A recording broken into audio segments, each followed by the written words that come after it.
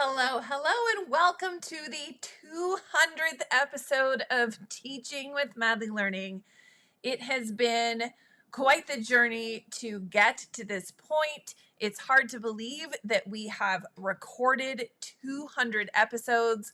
What started as a video support to answer commonly asked questions about using inquiry to support my science and social studies resources that I sell on TPT has blossomed and transformed into the ability to provide professional development and support for teachers across YouTube, a podcast, as well as on Facebook as well. So we are so excited that you are here to join us for this 200th episode.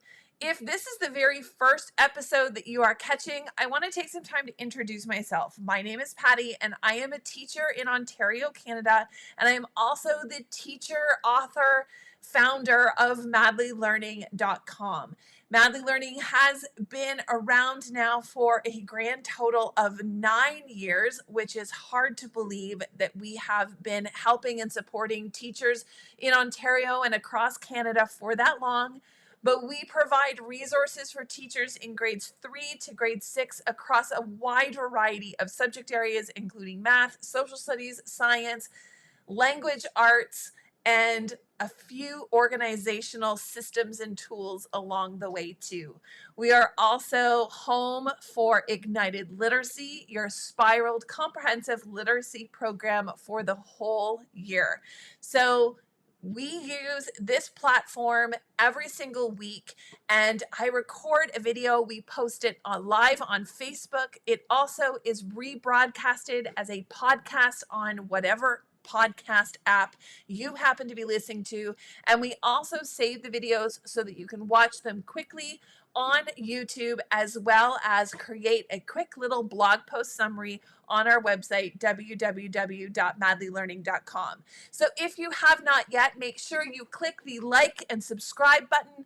Leave feedback for the podcast. We would love to hear your thoughts about teaching with Madly Learning and how it has helped you or supported you through the craziness that is teaching, whether it's the last 18 months or even beyond and before that. So we are super excited that you are here. We're hoping that you had a great day at school today, that everything went well. My theme for today was, I think I should have requested payment based on the amount of students that were talking out, because boy, oh boy, I think if I collected $1 for every time a student was talking out today, I'd be fairly wealthy. I'd be like, I won the lottery today. It was a lot. They were very excited about sharing all of their various ideas. So sometimes you have those days, and we're going to hope to not have those tomorrow. So this is our 200th episode, and we have covered in the last 200 episodes. If I want to take some time to kind of think back to the things that we have covered. So as I said before, we started this as a way to help and support teachers that were using our science and social studies resources in their classroom. We would get a lot of questions about using inquiry-based learning, and realize that for many teachers, using our resource may have been the very first time that they were using inquiry-based instruction in their classroom. And the way things go, we realized as well that so many school boards and districts across Canada are not necessarily providing a ton of PD or support in the implementation of a lot of things that are happening in our classroom. They certainly like to give us new initiatives to follow, but the actual support or step-by-step mentorship that we many times require to really implement something in our classroom was definitely missing. So we wanted to make sure that we could help support teachers to be able to use our resources in the most successful way. So we thought, what better than being able to jump on a new tool at the moment, which was Facebook Live, and use that. From there, we have talked about pretty much everything related to teaching. We've covered a whole bunch of topics, including lots on inquiry-based learning, differentiated instruction, supporting a wide variety of learners, subject-specific chats on things like teaching math, all the various teaching strategies for language, including reading, writing, oral, assessment. We've done some tutorials and training videos where I've co-opted my children to come and join me so that I could model what a guided reading session looks like, or how to provide written feedback for your students based on what they're writing. We've really covered it all. And so for today's video, our whole hope is to really put this, give you, the audience, an opportunity to ask us anything and put you in the driver's seat of what it is that we're going to be talking about today. And at the very end, thanks for joining us. And we are going to have a giveaway for one lucky winner to be able to win a $25 gift card to our Canadian store at www.madlylearning.com/store. And you can find all of our learning products from grades 3 to 6 on our website there. So we had a few questions that came in ahead of time so that we can answer. The chat is also open. So at any point in time, if you have a question, feel free to throw it in the chat and we will add it to the queue of different things that we are going to be talking about today. So one of the first questions that came in was from a viewer through Instagram, and that was about balance, particularly looking at balance in terms of how do you spend your prep time and how do you maximize how you are using your prep time to get all of the things done that you need to get done so that you take less and less home. Because the reality is, if you're like me, you are pretty busy when you get home. I've got 3 kids at home, plus I'm running Madly Learning. So there is a lot going on. So maximizing my time at school is definitely paramount to try to get as much done as possible. Now, it all starts out with understanding what I can and cannot do. And I set limits and limitations on what is possible and what simply is not possible. Understanding that I'm not literally going to get absolutely everything done at school. So in order to do that, I do block out certain times in my week that I dedicate to working specifically on schoolwork when I'm at home. Sunday afternoons or Sunday evenings, depending on what might be happening, is my time where I will block out and plan my entire week. So I like to batch plan, and I batch plan my entire week's worth of lessons as to what I want each and every day to look like. I want to do that each day because I found when I was planning day to day, so if on Monday or Sunday I just planned Monday's lessons and then I planned Tuesday's lessons and then Wednesdays and so on and so forth, what I ended up doing was spending a crazy amount of time each evening planning all of the things that I needed to do the next day. Instead, when I batch planned on Sunday, I tried to look at my week not as individual lessons, but as a whole picture. What was I going to get done throughout the week? Now, these are very flexible. It's not to say that I don't take the information I gathered from, say, today's lesson, and that's going to inform my instruction for tomorrow's lesson. I definitely do that. But at least in my mind, I have a plan or a goal for what I want to accomplish this week. For my students this week, we're really digging into narratives and what a story is. So what is a story? Based on some previous data, it's pretty indicative of what I'm seeing, that they're struggling with that. So when I sat down and had a lesson on, planned out my lessons on Sunday, I planned them out so that we would be covering what is a story. I have a shared reading, I have a plot map. I did the beginning, middle, and end activity today from Ignited Literacy, October week 2 for the 5-6 program, where I had students tell me what components of a story go into the beginning, the middle, and end. That told me today that they know what parts are in a story, but we're not applying it to our own writing. So we're going to use some shared writing that I already had planned, but I'm going to make sure that I tweak and change my what I say to them to reflect some of the data that I collected, but I planned all of that on Sunday. And because of that, I don't have to sit and plan out what each day is going to be because I generally have some time. So that means I'm saving time. So by batch planning on Sunday afternoons, you could also do it Friday afternoons after school if you've got time there. But batch planning has very much helped me to figure out where I can see a week at a time and I can adjust accordingly, but I'm not starting from scratch every evening, which means I can get some of my evenings back. So that's how I will maximize my planning time.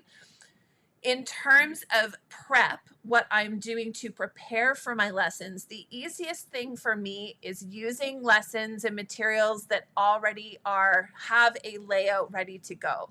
So for literacy, I'm using Ignited Literacy. I'm using the Ignited Literacy program. I teach grade 6, so I'm using the 5-6 program this year.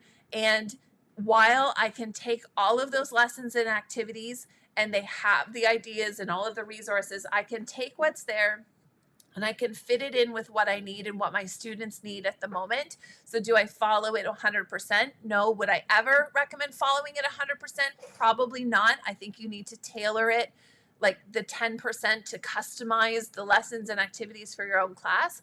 But having the layout there knows it helps me to batch plan on the Sunday. So because I can access those lessons, I have the materials that I need. It just means I have to figure out which pages I need to print to support the lessons that I want to cover this week.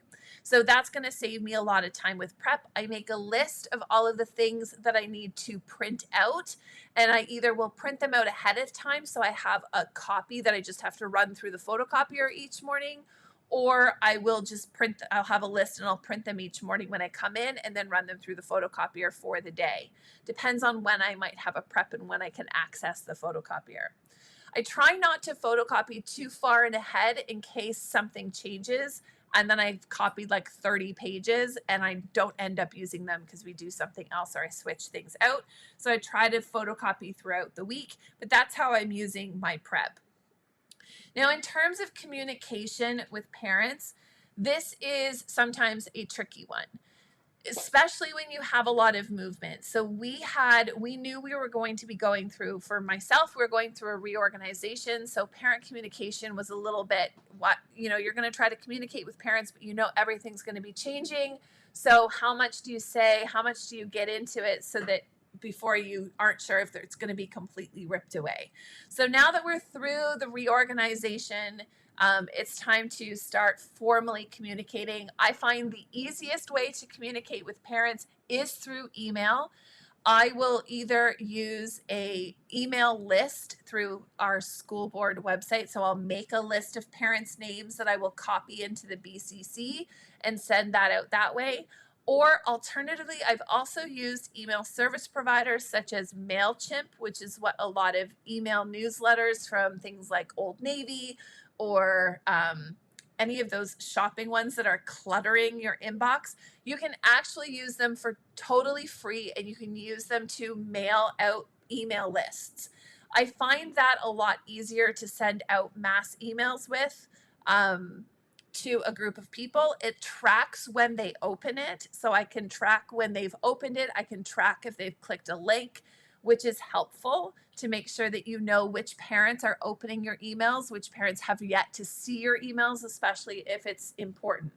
I wouldn't do that necessarily for a one-off email to one parent in particular. For that, I would just use your basic email client, but I do like being able to use that type of service for, say, email newsletters or when I'm emailing the whole group of parents.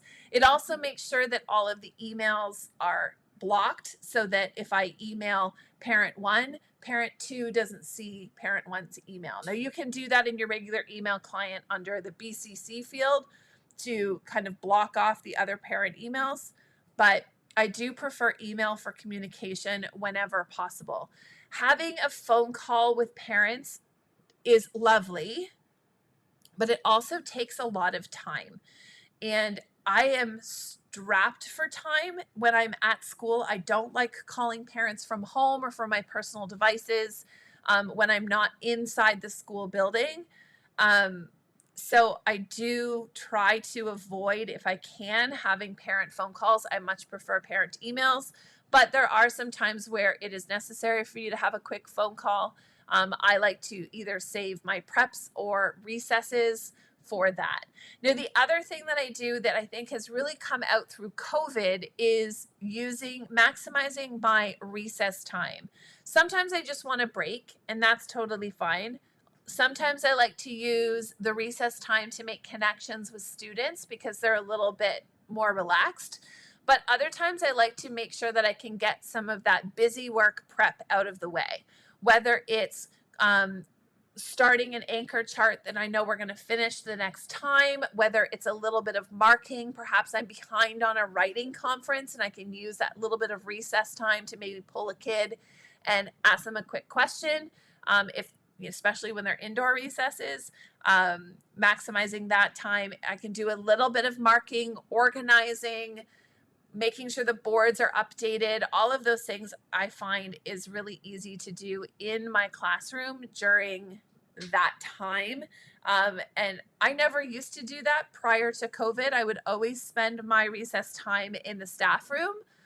But I'm finding now that we can't really use the staff room, or no one's in the staff room, that it's far better for me to be in my classroom, getting some stuff done if and when possible, because it acts sometimes as a bit of an extra prep.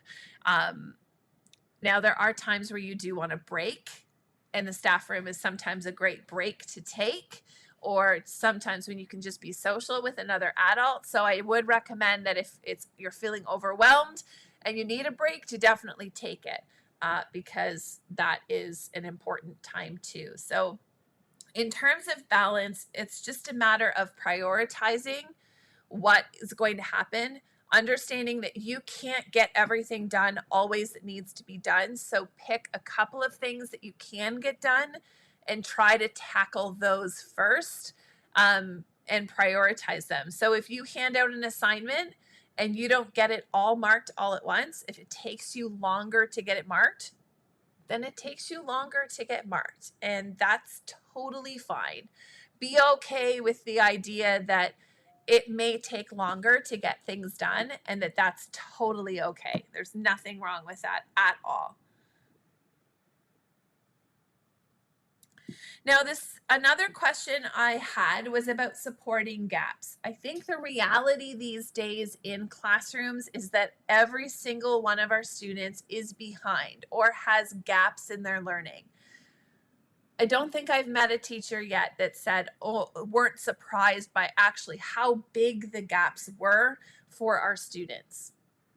And we get questions a lot in our emails at Madly Learning about how to address students who are working significantly below grade level, and whether or not we should lower the resources we're pulling so that we can meet the students where they are.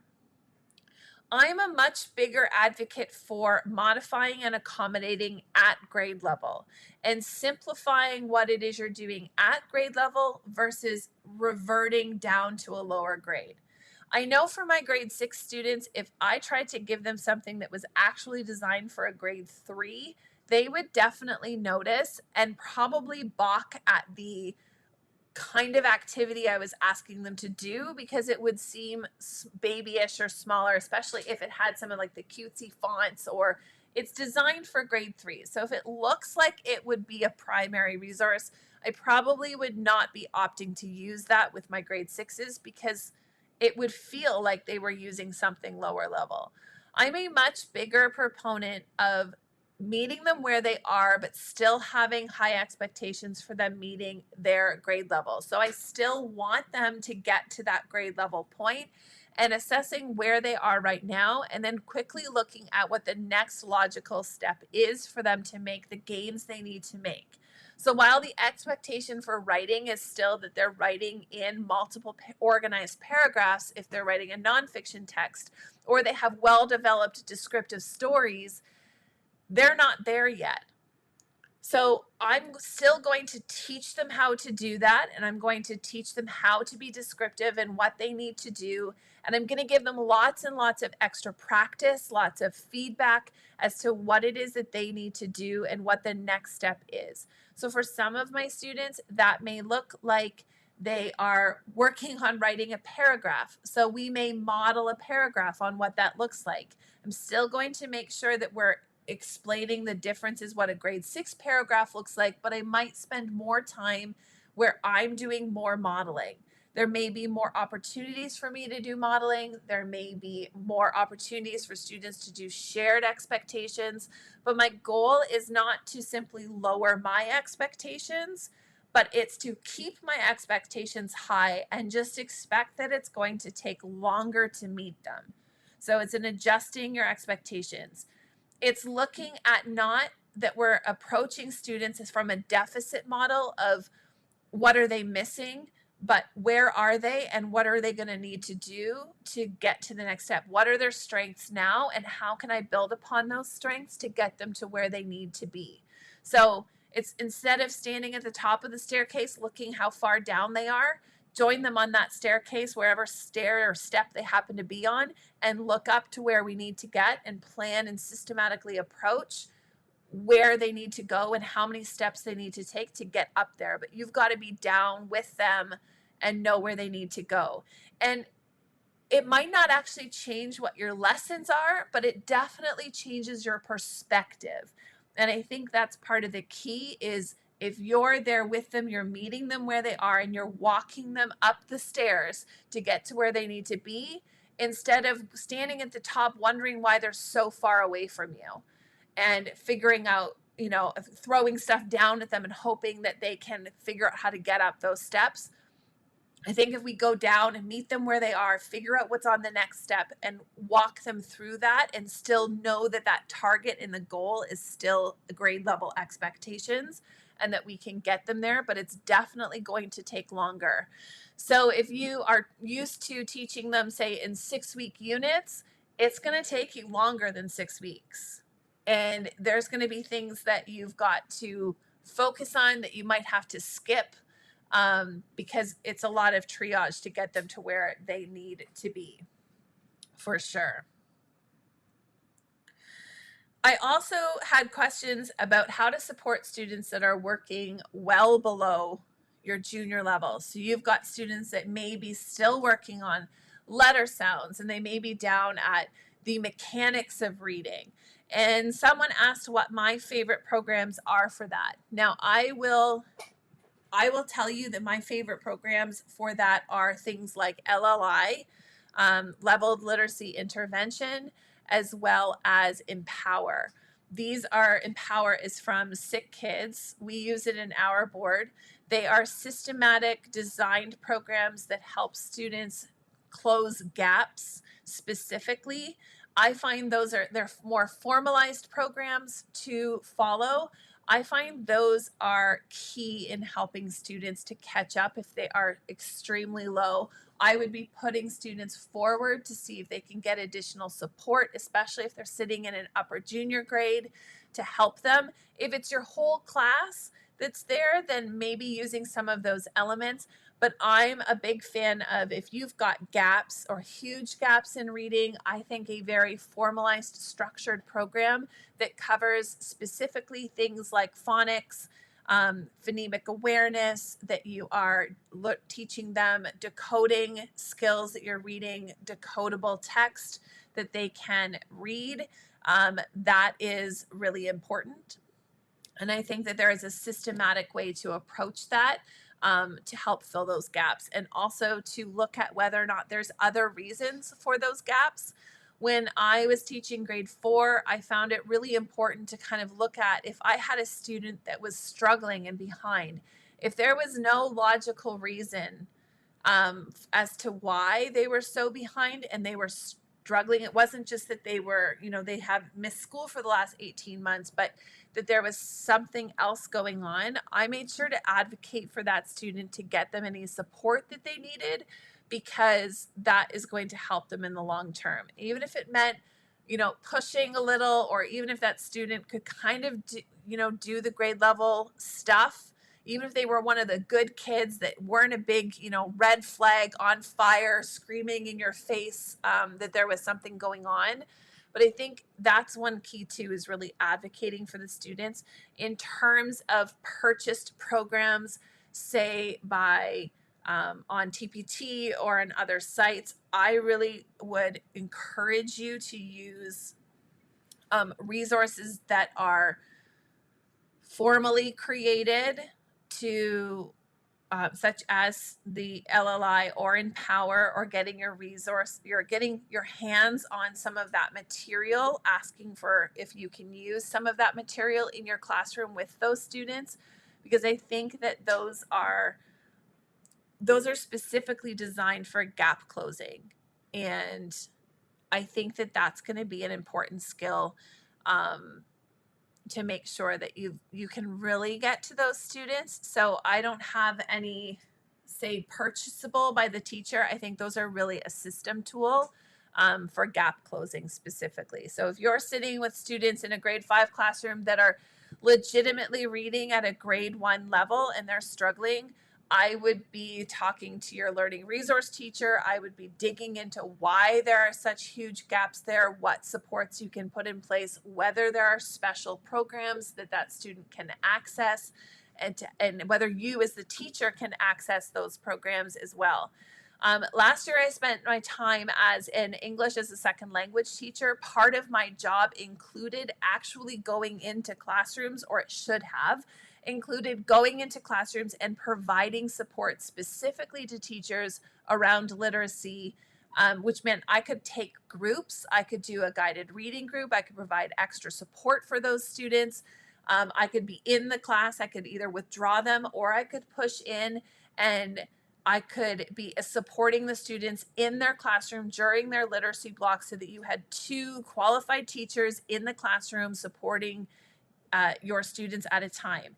If you have an ESL teacher, if you have a learning resource teacher, and if they've not offered, go and ask if that is something that they can do. Many times it is.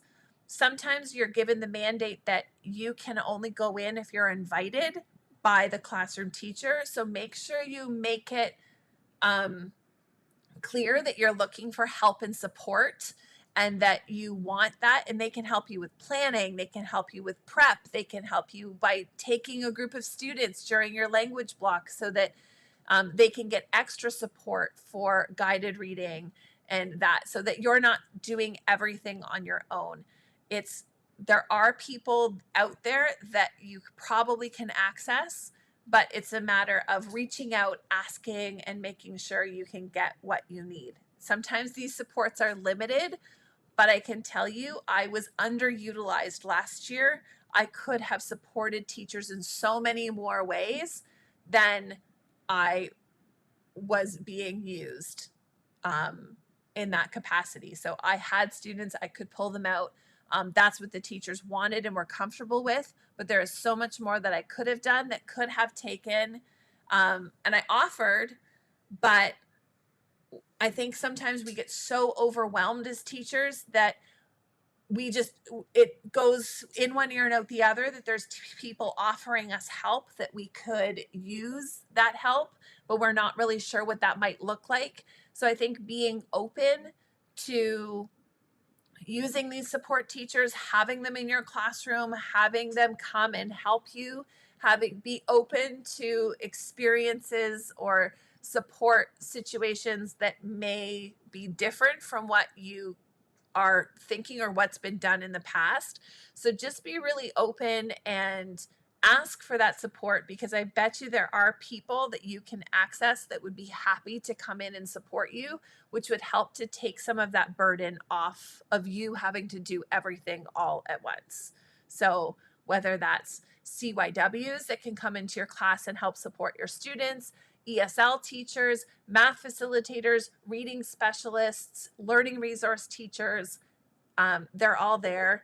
And it's just a matter of asking how you can access them and how they can come and support you. And they'll be more than happy to do all of that. So Um, So those are just some of the questions that we had. I am opening up the comment section. If you have any questions you would like me to answer, I am happy to do so. Those are some of the questions that we received to answer on our 200th episode. Lots of things about balance, about supporting students, and about lots of different things. So if you've got a question or a comment that you would like to ask, you can do that. For our 200th episode, we are going to give away a prize. So in the comment section, in order to qualify, what we're going to do is we are going to ask in the comment section to let us know which one of the last 200 episodes of Teaching with Madly Learning is one of your favorites. So if you can't remember, you can head on over to our YouTube channel or to our website or to the Teaching with Madly Learning podcast, any one of the shows. You can head over there and find the episode that you have listened to or watched recently that has helped you in some way. And if you leave the episode number in the comment section, tomorrow at the same time, we will pick a comment as the winner to win a $25 gift card to the Madly Learning store. So if it was an episode on inquiry, on differentiation, on language, whether it was teaching reading, teaching writing, what guided reading looks like, all of those episodes are there. So if you're not sure what the episode number was, you can always put the title in too. But you can, if you go to any one of our show pages, YouTube, Facebook, or any podcast service, they will have all of the episode numbers in the title. And we just love to know which episode of the last 200 has been your favorite. And we will select a winner from those that leave a comment, whether you are watching right now on YouTube or whether you are watching on Facebook. Both, we will pick one winner from all of those entries, and we will announce that tomorrow at about 4 o'clock. So that is all that we have for today for our 200th episode. We can't wait for you to join us for our 201st episode, which will be coming in 2 weeks. So this episode will be shared out next Tuesday on YouTube as well as on our podcast. And then beyond that, we will have new episodes following mid-October for 201 and beyond. So thank you so much for joining us today and for supporting us all through the last 200 episodes. We cannot wait to continue to help and support you through this platform so that we can continue to make teaching and learning fun, engaging, and for both you and your students. So thanks so much for joining us, and we will see you soon on another episode of Teaching with Madly Learning. Bye for now.